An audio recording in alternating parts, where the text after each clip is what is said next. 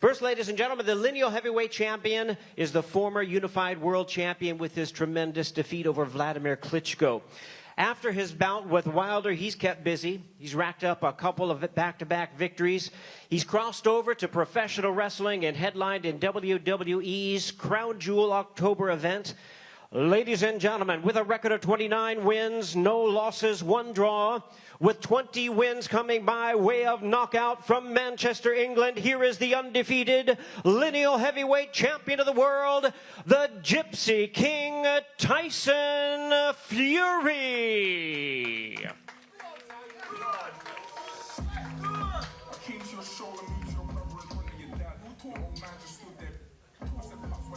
Sorry about this.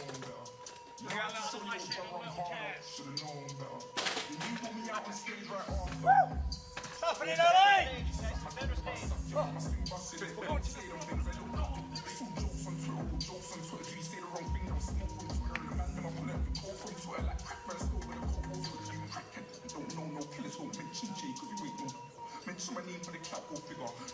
And now, ladies and gentlemen, his opponent, the WBC heavyweight world champion, is boxing's current longest reigning heavyweight champion.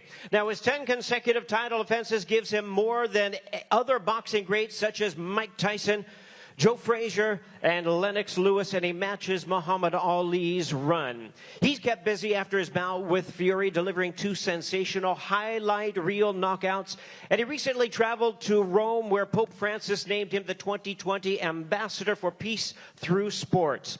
Ladies and gentlemen, with a record of 42 wins, no losses, and 1 draw, he has 41 big wins coming by way of knockout from Tuscaloosa, Alabama. Here is the undefeated WBC heavyweight champion of the world, the Bronze Bomber, Deontay Wilder.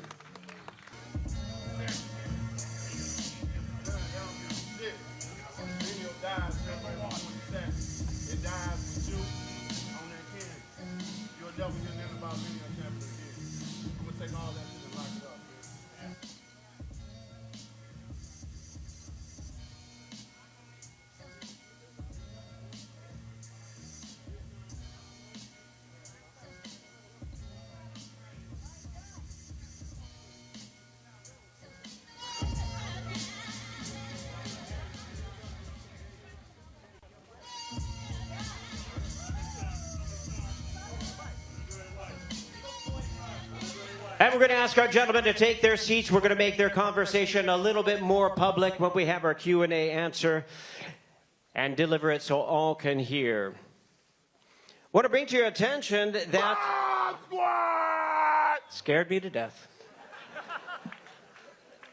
That's okay, Deontay. Excuse me, there seems to be a pussy in the building. Can someone call a bomb squad company? We want to bring to your attention that tickets are available for this event. Certainly it will be a sellout, promising, guaranteeing to be a sellout. They're available right now at mgmgrand.com and axs.com as well. All right, we're going to hear from both of our fighters at this time. Certainly no strangers to the limelight and the microphone, both of them. First, let's hear from the undefeated lineal heavyweight world champion, Tyson Fury. Tyson? Hello, can everybody hear me? Fantastic. First of all, thank you everybody to come and see the Gypsy King again on this lovely day. Second of all, we have the rematch. I can't remember a bigger heavyweight fight in a long time. Maybe Lennox Lewis versus Mike Tyson was the last big fight like this. That was the last US-UK showdown. Deontay Wilder took a bit of my advice on his dress sense, I can see. He's looking well, smart. And that's it really, you know. There's not much I can say. And for the first time in my boxing career, I don't need to sell this fight. People know what they're going to get. It says exactly what it says on the tin. You're going to get a good fight. Whether I think the consensus is either he knocks me out or I win on points. That's what's been going around. Either Fury wins on points or Wilder wins by KO. You know, and usually when people have that opinion, it usually goes the opposite way around. So yeah, expect Wilder to come out boxing and move in looking for a points victory, and expect me to come out bombing looking for a knockout. It's usually what happens. But apart from that, Deontay Wilder hasn't been returning my calls or messages or texts since I beat him last time. Yeah, he's trying to keep his distance. He didn't want to do press conferences with me. He didn't want to be around me in case I got into his head. You know, all this getting into people's heads, I think it's a lot of shit anyway, to be fair. It's like, I'm living in his head rent-free and all that. You've heard it all before, but, you know, at the end of the day, it's just talk. Sticks and stones break your bones. Names will never hurt you. It doesn't really matter what I say and what Wilder says. It all matters what happens on the night, February 22nd. And what's going to happen on that night is I'm going to get what I won last time. I'm going to get that green belt. I'm also going to get the Ring magazine. And I'm also going to keep my lineal championship. And if he wants to rematch again, no problem. Beat a man once, you beat him again, you definitely beat him 3 times in a row. Not a bother. And that is about all from me. Thank you very much. And now it's time to hear from the undefeated WBC world champion, Deontay Wilder. How you guys doing? It's great to be back. You know, another event. Thanks to everyone that's involved in this amazing, you know, heavyweight title fight. One of the biggest of this era for sure. You know, I can't wait. Y'all already know, man. I'm always in my element. I'm always in the zone. You know, and right now, man, I can't wait. I'm going into camp. Can't wait to get back into camp. You know, my body feel like it's walking into the 6th week of camp instead of the 3rd week of camp. And it's been amazing for me because it's been a quick turnaround for me. Usually I'm months and months and months at a time before I have another fight, but I'm still coming in shape. You know, I always say I put shape on top of shape, but this time around I'm putting shape on top of shape on top of shape. You know, and it allowed me to prepare, you know, even harder, even more for him. And we all know rematches. I'm always sharp. Because I've been in there with them before. I understand what they're capable of doing and what they're planning on doing and what they did in the fight, and I take away from that and I bring it to account for me. So I'm prepared more than ever for this fight. I knocked him out the first time.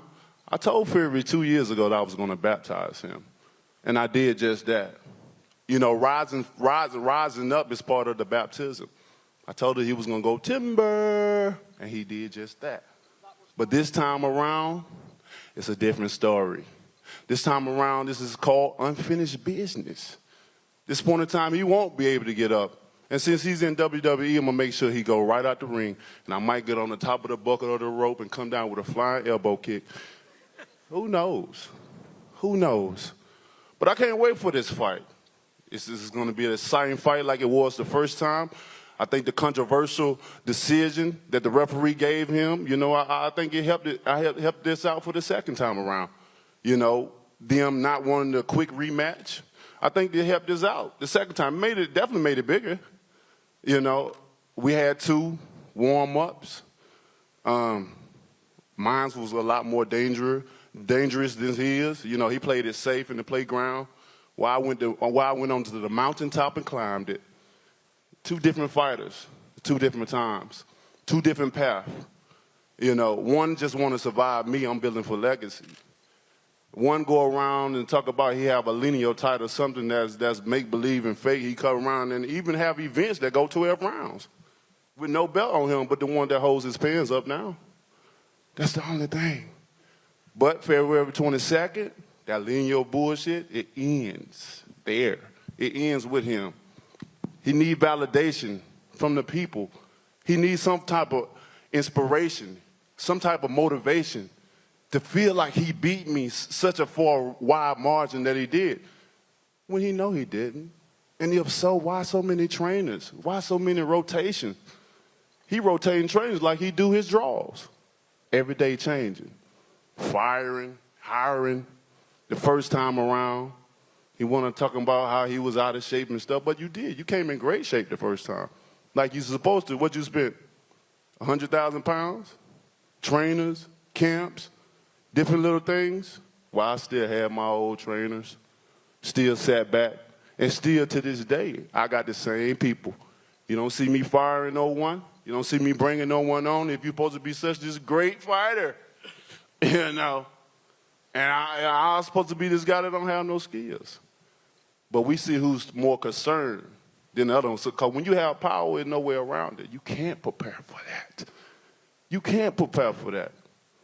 The only thing you can do is hope that when it lands, it don't do that much damage. I gave this man a concussion the first time. He don't even know how he got on the ground, nor do you know how he got up. And ladies and gentlemen, that is a concussion. And that been dealing with him for the remaining of the fight since the last fight. He's been thinking about that over and over and over. And the only way he can promote himself with that fight is him getting up off his back. Hey, we doing endorsements as well, too. Put one at the bottom of his feet because he's definitely going down. And that's all he's been looking for. That's all he's been looking at. That's the only thing he can fathom his mind around is how he knocked me down and I got up. He needs some type of confidence. But you beat him, Fury. You beat him. Don't worry. You beat him. You beat him with a wide margin. Okay, we're going to see. But all that right there, all that talk before, it dies. It's dead. This is a new beginning right here. This is unfinished business that I will finish. I will do exactly what I said I would do. I'm going to knock him out. Like I told him, I'm the lion. I'm the king of the jungle. And come February 27th, I'm going to rip his head off his body. Remember I said that. I'm going to knock you out there on ropes so you can really feel a WWE moment in real life. I'm glad you got a second job. You need it. This is your whole plans. What I'm going to do when this guy knock my marbles out of my head. Because I'm going to definitely do it. And I can't wait. This is a major fight for you guys. You should be excited. This is the Wilder Fury 2 rematch, and it don't get no better than this. Two giants. Two champions putting their life on the line for others' entertainment. From a distance of places. He's from all the way over the pond, and I'm from here. Two guys putting their energy in the ring just to see who is the king. I speak it, I believe, and I receive it. And I will knock them out come February the 22nd. And we move on with our lives from there. But until then, man, y'all sit tight. Buckle up. It's going to be a long ride until that time. We still got a couple of more weeks in camp to prepare for this fight, to give y'all the best fight y'all ever seen in your lives. And I'm looking forward to it. So stay tuned. If you can't buy no ticket to go to the arena, make sure you click that button. Till then, I can't wait, baby. Bomb Squad! Thank you, Deontay Wilder. Now we're going to have a Q&A session. We have, if you have some questions, you can ask the fighters. We have the promoters. We have the trainers as well. And looks like we have Lance here. Hey, Lance. Hey, guys. Deontay, for you, this fight is an opportunity for you to really prove that you are a boxer. I mean, he tested your boxing skills in the first fight. He's clearly going to do it again following the Luis Ortiz fight. Can you talk about that and how, you as a boxer have an opportunity to shine here? Almost definitely. I mean, me as a boxer have an opportunity each and every time I have an outing. When I get in the ring, so many different things go through my head when I'm trying to adjust to my opponent, when I'm trying to time him, when I'm building up all the data that I need for him to set him up for that perfect punch. People don't understand, like with skills, it's a lot of things that come with skills, not just the average one-on-one fundamental of throwing the jab, throwing the right hand, and falling behind the left hook. It's so many different things, and that's why boxing is what it is. Styles make fights, and that'll always be the same. Styles make fights, but we all have to have different types of styles and abilities of doing things. So in the first one, I showed. I was so excited. It was my time. It was my time. I don't think a person will ever know what it feels like to compete against so many different sports in this country, knowing that boxing is not the top sport. And finally get you a date to yourself. It was amazing. Have the first promotion. I came in with one arm, you know. I broke my hand in camp. I only had 12 weeks and 4 days to train. In that 12 weeks and 4 days, guess what? When that ran out, I was going to be in the ring exact. And I didn't want to risk throwing my hand in camp. I said, at least if I break it in the fight, I'm getting paid. But this time around, I'm in full health. I got both of my hands together. And with Deontay Wilder, I'm unpredictable, so you just don't know what's going to happen. But I know when it comes, bam, baby, good night. Thank you so much. And Tyson, for you, I know that you want probably a repeat of the last fight where you were sensational in the boxing element of it. Is that right? And then on top of that, the change in trainers, how will that help you execute that?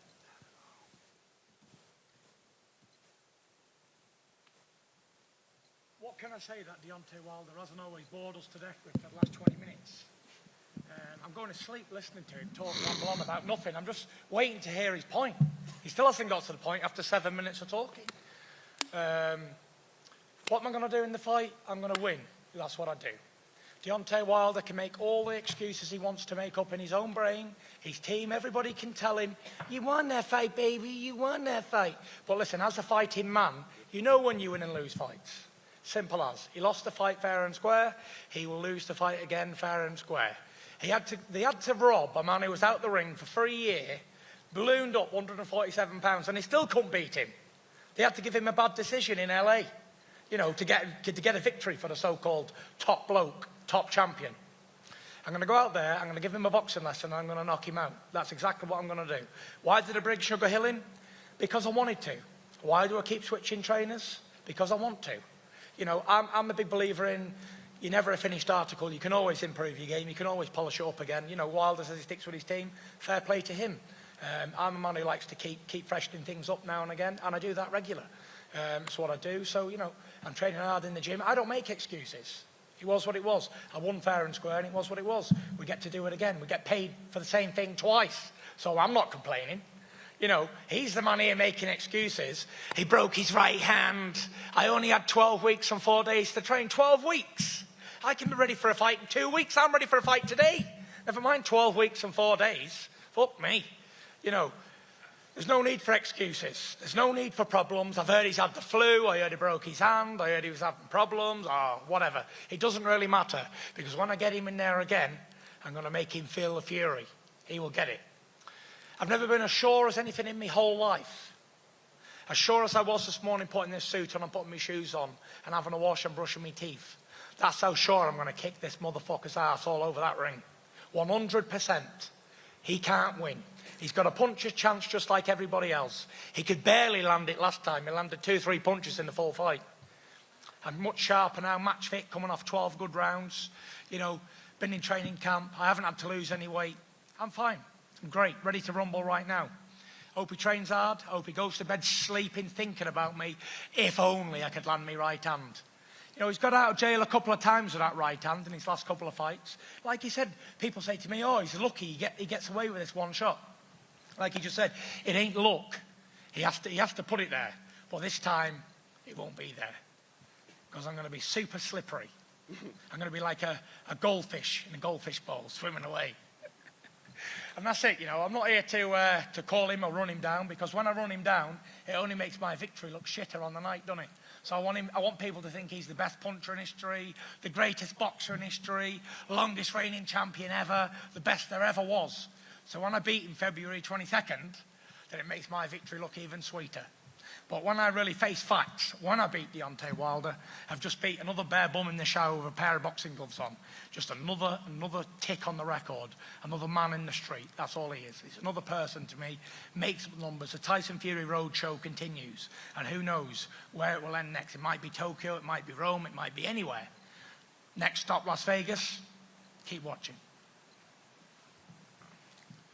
Deontay over here. This will be your third rematch. You had one with Berman Stavern, Luis Ortiz, and now Fury. Fury has not had a rematch. So what do you think? What do you make of the fact that you can see and prepare for an opponent the second time, and he hasn't had that opportunity yet? I have had that opportunity. I have had a rematch before, twice. Get your boxing facts straight, Mosh. Come on. He's aggravated. Don't mind him. You know, in rematches, I'm always better than I was the first time because of what I've seen in the ring and what I've experienced with my opponent. So the second time around, the preparation is a little bit easier because we understand what are they trying to do. I'm very smart. My IQ in the ring is very, very high, you know, and that's why I'm able to set guys up like I'm able to set them up and then get rid of them in the devastating fashion that I get rid of them in. With him, I know everything he wanted to do. He gave me 100% of him. No matter what he may say, no matter if he got off the couch or whatever, he did the right things to get himself back into shape with all the things that was going on. Of course, every fighter that faced me get in tip-top A++ shape because they understand the danger that they're putting themselves in. They're putting their body in. You know, this is real life right here. When you boxing is real life. We're actually putting our lives on the line, and he understands that. So with that being said, everything that he wants to do, I'm going to diffuse it. Everything he's trying to, that herky-jerky stuff and trying to win rounds at the end of the round, sticking his long tongue out and shaking his bald head, that shit ain't going to work. That ain't going to work. You know what I'm saying? So I'm looking forward to the rematch. We know that when I talk and say things, things actually happen. We know when he talks, you know, it's just only just to talk, to entertain, to try to get a couple of jokes and laughs in and stuff like that. But February 22nd, when that bell ring, it ain't no joke about that. Thank you.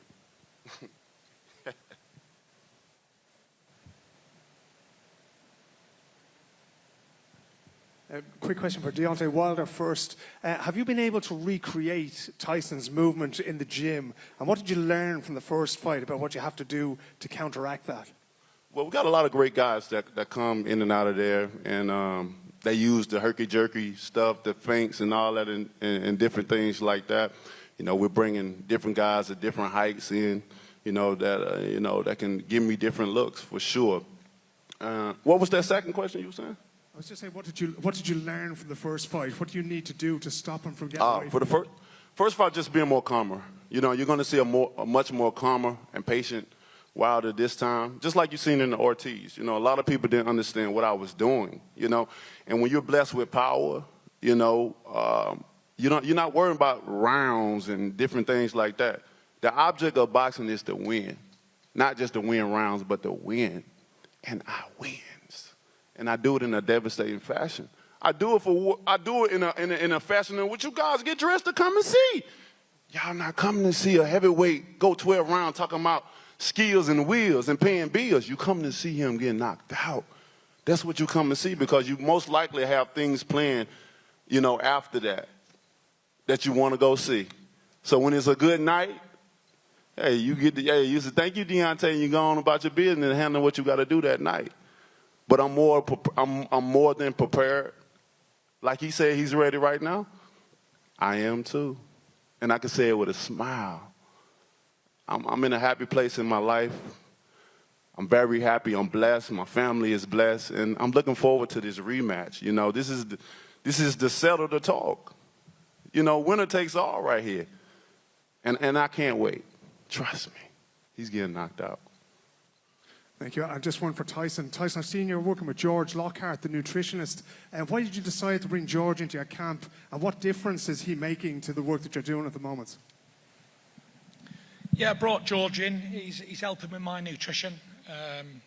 Seems a really good guy, and I'm eating more than I've ever ate before and training good, and everything's going really well. No injuries, and training camp's going quite well. I've only just started training camp like 10 days ago. So yeah, I can't complain. I never have any excuses. The only thing that I'd hope to do before I get to the fight is come to it injury-free. And that's usually what any boxer can only ask for, to enter the ring injury-free. And then it's down to us then on the night, who wants it more, and who's willing to go home as a loser and as a second-place person.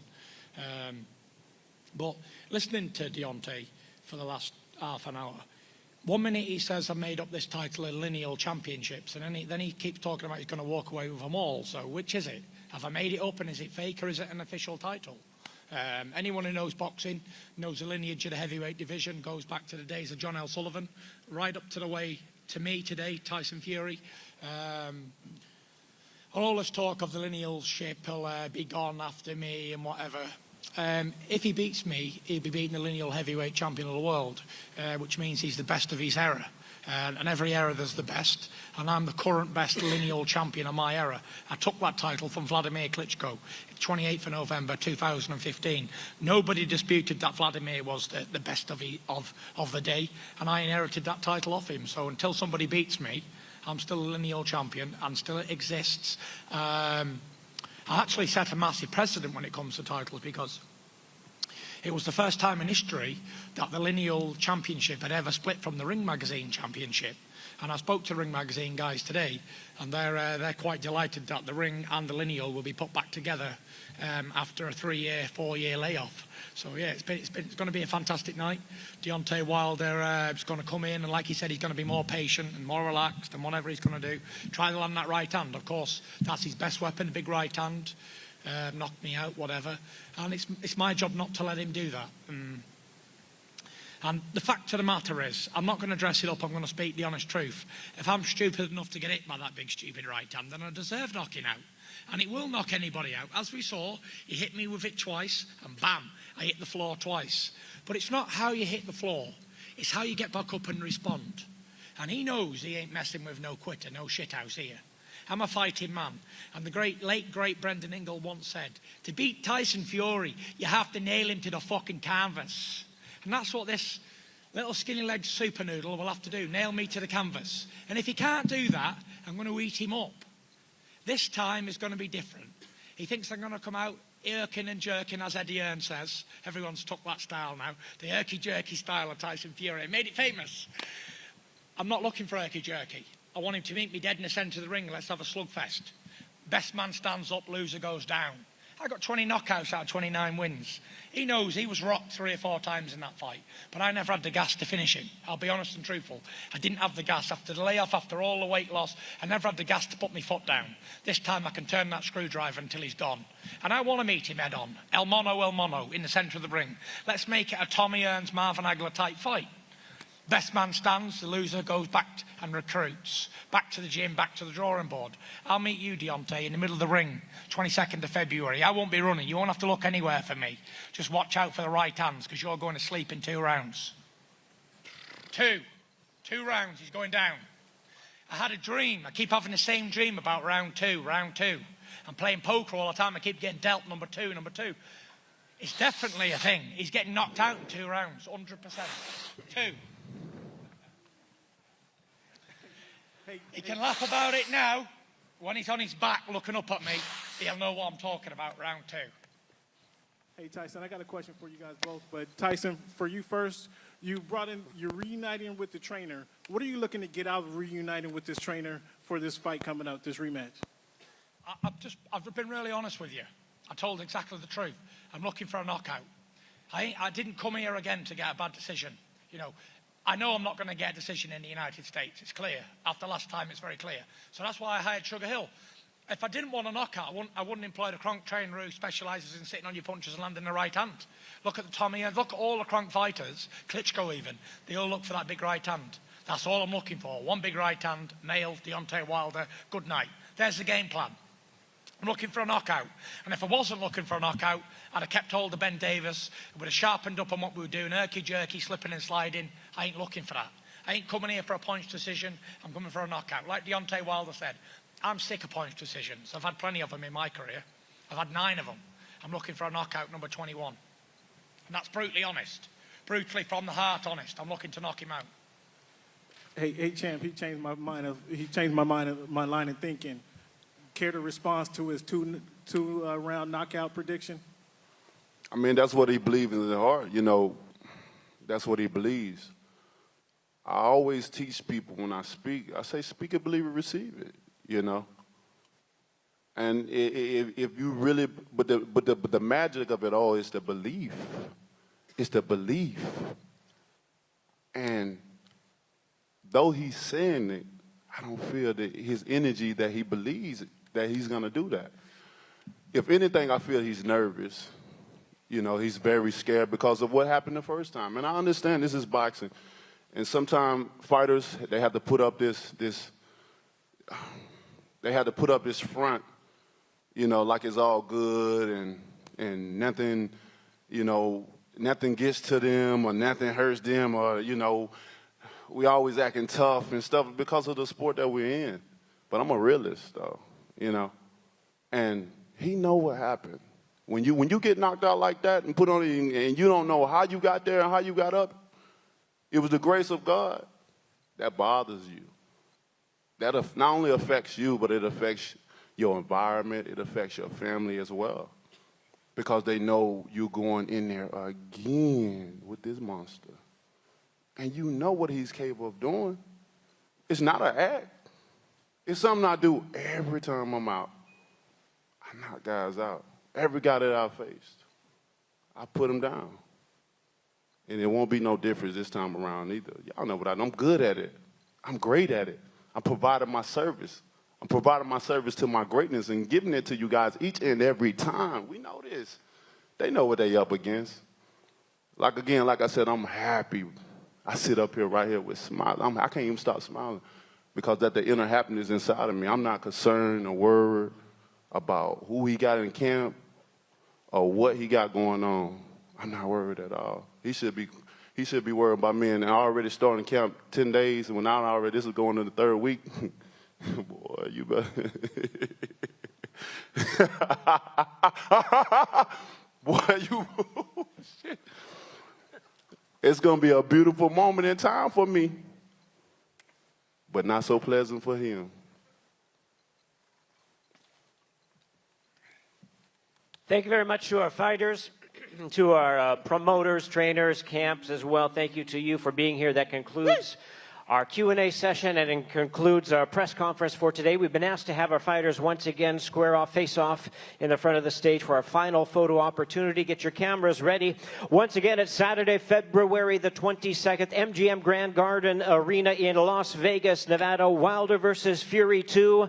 The rematch for the heavyweight championship of the world, available pay-per-view on Fox Sports pay-per-view and ESPN Plus pay-per-view.